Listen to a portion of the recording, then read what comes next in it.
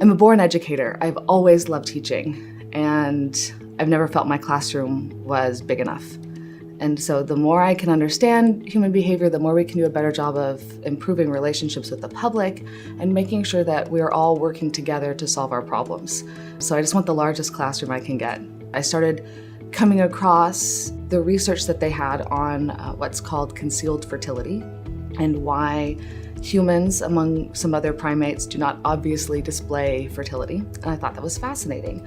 So one of the things I study in addition to fertility is sexually coercive behavior, and I'm a multiple sexual assault survivor, and this is a really important subject to me. I want to try to explain some of the patterns that we see.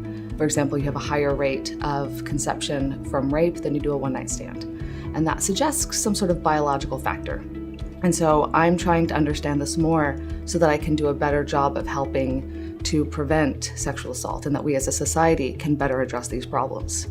And so I worked at Arkansas State for 5 years as an advisor and an instructor. And I had a lot of students coming to me who were struggling with the evolution that they were learning in their classes.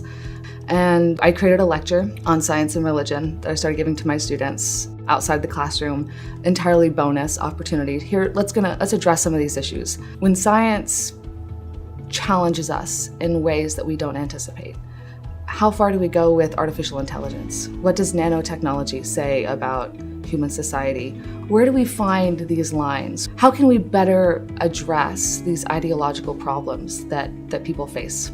I love the intersection between science and society. That's where I want to spend my life. So when this opportunity came up, I was like, that's me. I've always wanted to do this kind of work, and this has catalyzed it in a way that could not be possible otherwise. We got to meet Judy Schneider, who is a specialist on Congress for the Library of Congress, and she trains all new Congress members and staff, and she is fantastic. We got to meet with people from the White House Science and Technology Office. We got to meet with representatives from NSF and NIH.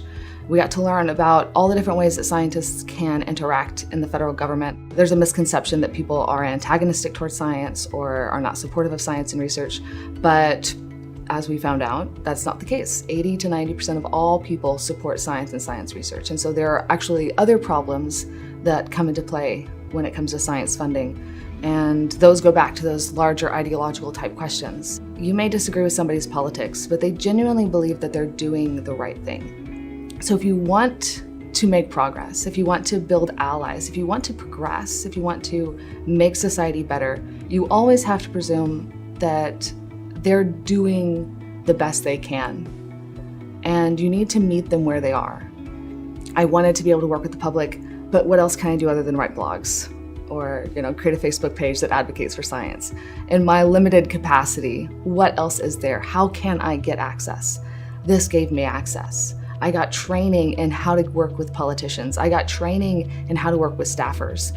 I can now make these connections that I need to be able to do better, to be able to make effective change.